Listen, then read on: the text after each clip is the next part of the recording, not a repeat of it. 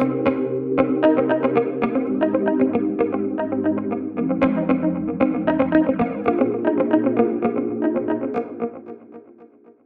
friends, I'm happy to see some familiar faces here in the auditorium, and greetings to everyone online.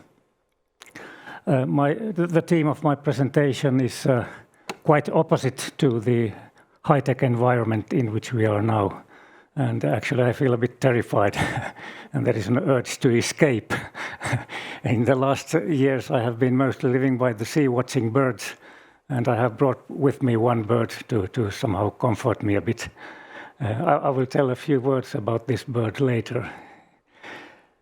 Now, the headline of my company, of my presentation, is the key word is low tech, and I think I can say that I have a very long experience with web technologies. I was a founding member of an association that established the first World Wide Web service in Finland. So in a way I have seen the development of the World Wide Web technology all the way from the beginning until now. And I also remember what was before the World Wide Web. So there were electronic systems and means of communications that did not yet use the World Wide Web technology. And for example, in Latin America, different organizations communicated through these electronic networks, and they had a role in establishing democratic processes and building up the civil society. And all this was before the World Wide Web. Now then the World Wide Web came along with Tim Berners-Lee inventing it. And it was first used in the scientific community. And people who used the World Wide Web were not technology oriented or minded. They wanted to share information with each other. And they used hypertext technology to build simple pages that could communicate with each other.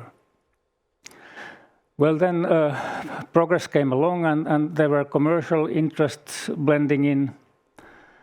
And in the beginning, in the commercial community, there was suspicion of the internet. I remember the biggest the biggest telecom operator in Finland had a handout where it said that the internet is not suitable for professional purposes. So this was the attitude in the beginning. Well, then the internet has taken over. And with commercial interests blending in, visualization became more important. And the internet pages started to look much nicer. The downside of this was that they also became much more complex. And the original user community, in my view, they lost control of this technology. So we had to employ professionals to design these web pages. So the content was still there, but beside the content was then the interface design. And things did not stop there. The phase with focus on design was called Web 2.0. Then came along Web 3.0, and that was the semantic web. And it was actually invented by a working partner of Tim Berners-Lee, Ora Lassila, who is from Finland. So the semantic web is actually his invention. Tim Berners-Lee, in the hallway of the work, he was thinking that he asked Ora that, what do you think is the next phase of the internet? So Ora started to think about this, and then he came up with this idea of the semantic web. And the semantic web is actually it's based on logic. This I have heard from Ora, and it's about statements, short statements. Now there is a problem here. statements, they have a benefit. You can, for a statement, you can say that it is true or false. Logic operates in that way. But if you look then how culture operates, I mean, within the sphere of cultural expressions, let's take a work of literature, for example. Of course, you have statements there. But if you have a book, can you say that this is true or false? If you have a story, a long story, or if you have a novel of 1,000 pages, I mean, it contains statements, but I mean, culture is something different. And if you only operate by a system that allows for statements and logic, we exclude a large part of what culture essentially is about. Now, development did not stop with Web 3.0.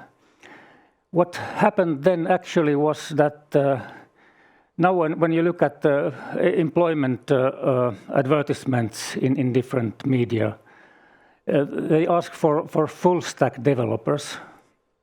So this full stack is one of the new ideas. And this means that there has to be specialists who can handle the whole stack of technological layers that are involved in current systems. And actually the full stack development is then subdivided into back end and front end. So you have separately experts working with the front end and other experts working with the back end. So really what has happened is that we have an increasing amount of complexity in this environment.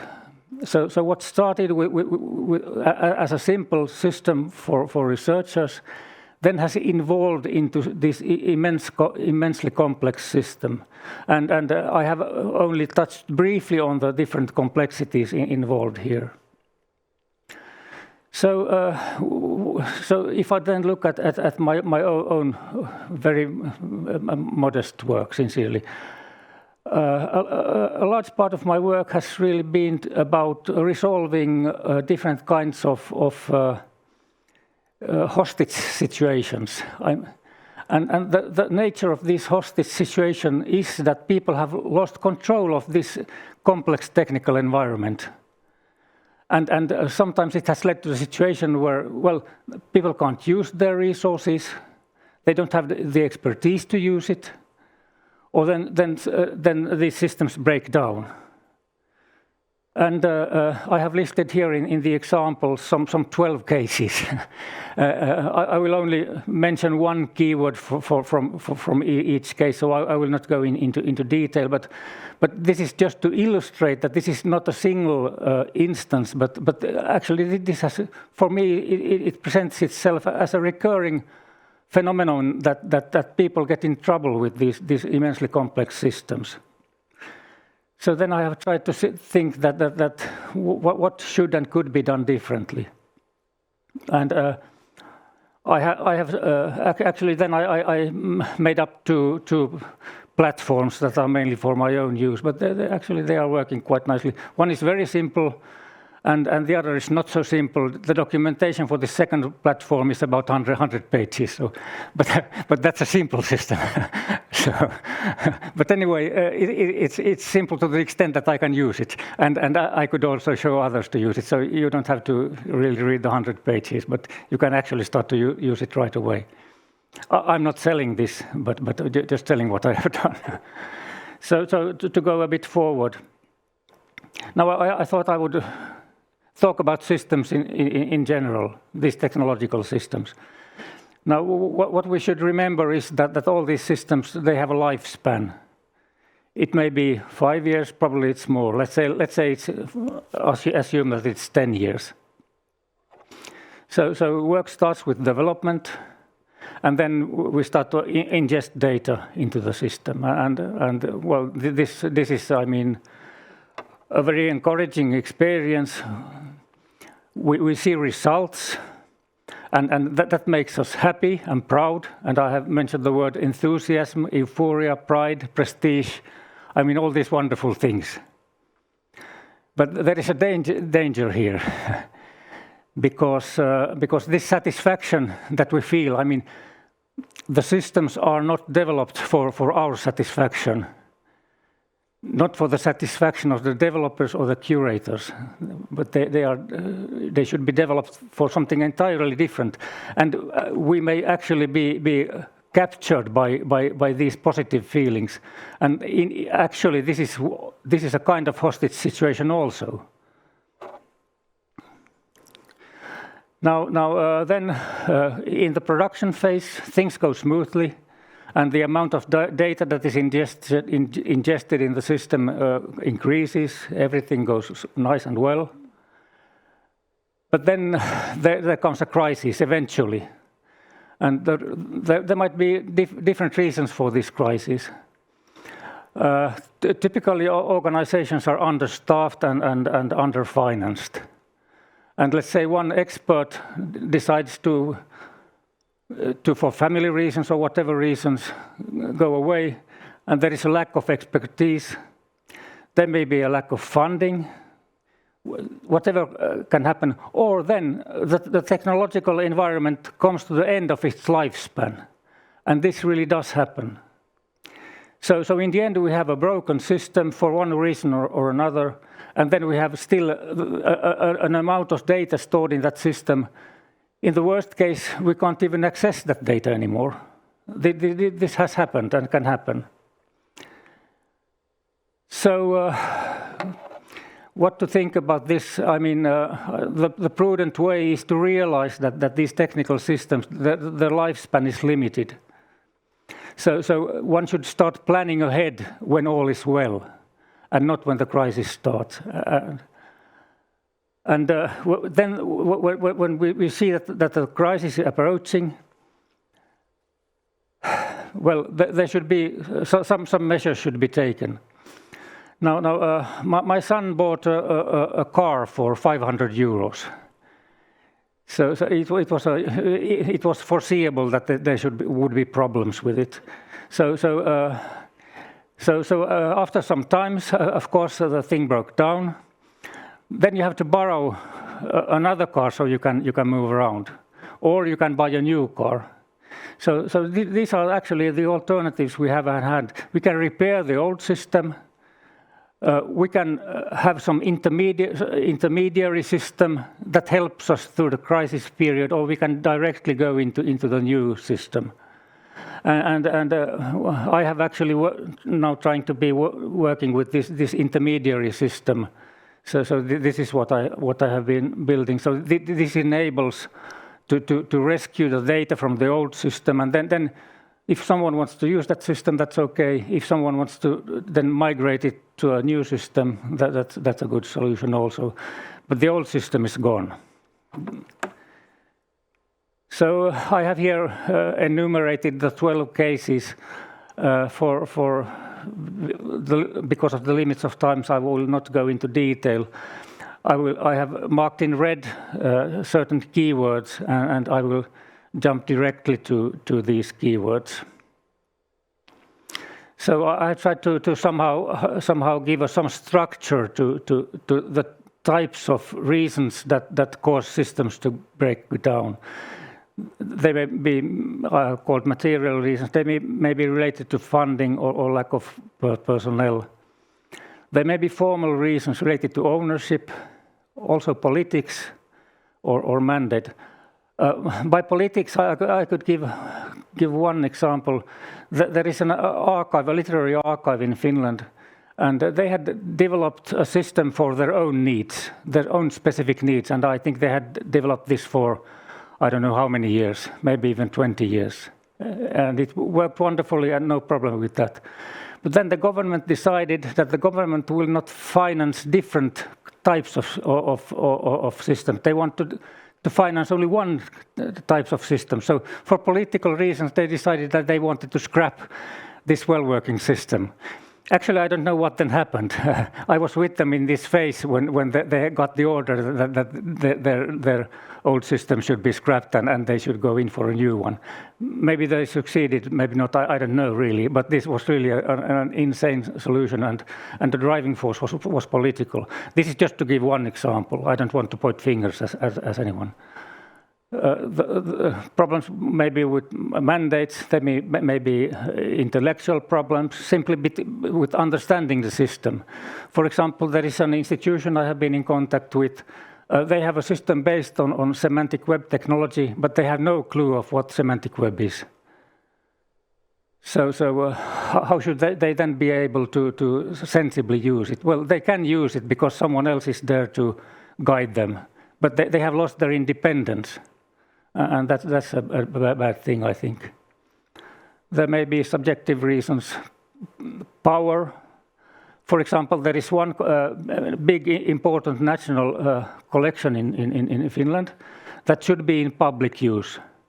But now I'm not again pointing fingers, but in this case I'm using the word director.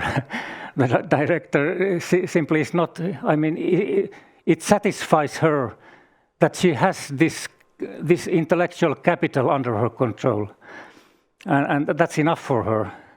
So the result is that all this national data is out of use for anyone. Now there may be other reasons. I will stop here. But now you can see the eye and then this trophy on the other side, and actually all these things that I've listed. When we look at our systems, we see the resources, we see the problem, but what I'm trying to say is actually that there is something wrong with this also. My belief is that we should look beyond all these technical intricacies, beyond our systems, and we should think more of what these systems are for and who they are for, and that's a trophy. So I mean, all these things listed I mean, there is a wall of difficulties. These difficulties are at the same time assets. For example, funding can be a difficulty if you don't have enough funding, but it's also an asset. You will need funding to develop something. The same with personnel and all these others listed. Even politics, everything is needed, but it depends on how you use it. I mean, it can be on the negative side, but it can also be on the positive side. But in spite of all this, I think we should look even far over this. And this kinds of seeing, I call here vision. So we should not just see the things at hand, but we should have a vision of things that we don't directly see. And this is something that I would like to somehow leave behind this speech. That we would think that what is the vision? What is beyond this that practically is tangible and at hand? Now, then I will go to some pretty abstract stuff. I'm trying to somehow describe that what is beyond these practicalities, these cataloging systems and everything. And one thing is that I have been thinking about is what I call a dynamic sense of self. Now this complex structure is something that I actually would want to apply to a group of immigrant authors in Britain, and they have come from India and other countries and adapted to a new environment, and they have, to put it simply, very simply, they have a dual identity, the identity of the place where they came from and the identity of the place where they arrived to. Now, it was easiest for me to think about this model and trying to model my own life. I can't go into details, but all these circles, they have been formative experiences in my life. And sometimes these lines come together and they form a whole. So I mean, humans are complex creatures like this. And when we think about the systems we develop in museums, the people that come in, the audience, the public, they are complex creatures like this. And we can't simplify them. And we can't use stereotypes or anything. I mean, they have their own individuality. And somehow our systems and the way we communicate, they should address people as they are, as persons and as individuals, and not just representatives of some abstract mass, like say, on the most abstract plane, the public. And then if we go to segments, we might segment the public, but beyond these segments, we have individuals. And I think those individuals we should somehow reach out to. And when I use the phrase back to the campfire, I mean, this is something I try to refer to, that we should somehow be able to reach and to address people as persons. How can this be done through our systems? Well, to some extent, systems can support this approach, but it will certainly not be enough. And I think we are also driven by some kind of economic thinking that we have to be very efficient. So if we meet people individually and as individual, that's not very efficient. But I think our society is in a place where digitization has come to a point where the human being is lost. If you look at the medical systems, you go to a doctor and they scroll their databases instead of talking to the people. And the database has its strengths and they are needed, but you also have to address the person itself. So how can you do this in a museum? Now, for time reasons, I have to jump over much of this. And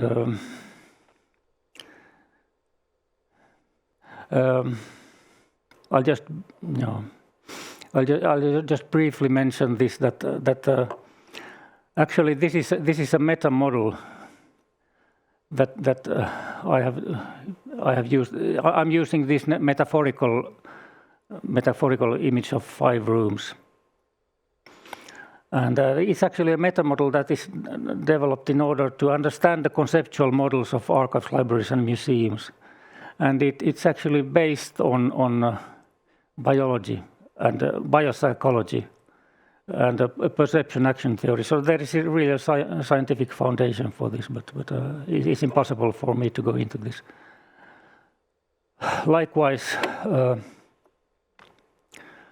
now, the headline of this slide is supporting deep stories. Now when we meet people, I think this is an aspect that we should bear in mind, that the culture that they encounter somehow resonates within themselves. And our systems should enable building a bridge from the object and how it is presented to its origin. And this origin may be buried very deep back in time, even thousands of years.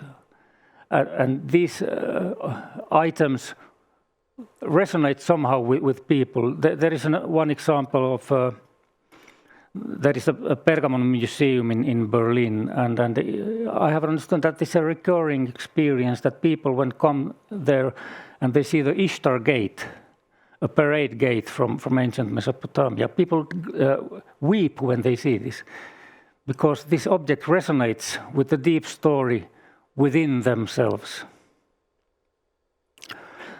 Well, there is much that should be said, but I can see that the time is ticking and clicking, and regrettably, I have to stop somewhere here. As I said. I have been developing a simple system to address these needs. This system is actually based on a 2-tier architecture with database and then a layer of stories.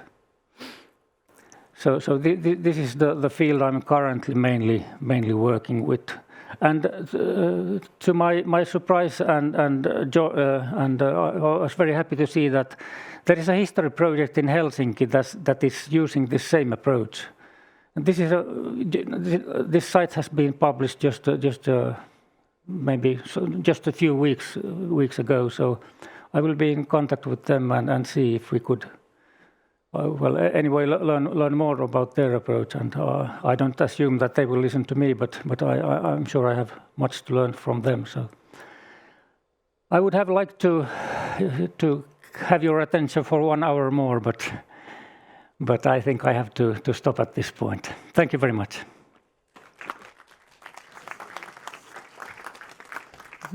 Do not leave, please. So now we have around 10 minutes for questions and answers. So do you have any questions? Here online, I can't see any, but if anybody has any questions, could you maybe please go back to some earlier slides, if it's possible, to see the previous, your presentation? And I was wondering for a moment, you spoke of 12 different kinds of hostage situations. Oh, yeah. Do you have any favorite of yours? Like, what is the most nightmare hostage situation? Well, I think the favorite is the one I mentioned, that a huge amount of data relating to a specific team. I don't want to mention what it is, but anyway, my feeling is that there is one person who is in power of this institution, and she holds control, and she blocks. She doesn't have the interest or vision. I mean, the vision is the thing that is lacking here. I mean, the resources are there, the data is there, even personnel are there. There is money, everything, but then there is someone just I mean, totally carefree, and I think that would be my favorite example. I see. Yeah. Okay, thank you so much for this answer. And we still don't have any more questions, so I have another one also planned. Yeah. So when I was listening about this kind of different complicated situations, and well, I've been researching usage of time myself. When under which circumstances we could speak about time or the lack of time in case of development of systems? I haven't thought about that, but one thing related to time is that when people start to develop these complex systems, they don't realize the amount of work that is involved. They expect that the results are available after 2 months, but in practice they may be available after 2 years. So this is one, and then after the 2 years you have a system of which you don't have control. Or you can use it to some extent, but I mean, time and complexity, these are somehow involved.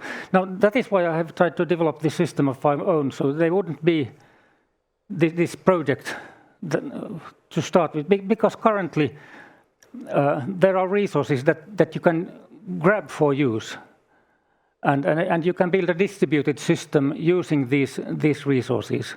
So you don't have that anymore. You don't have develop everything yourself. You don't need a full stack developer.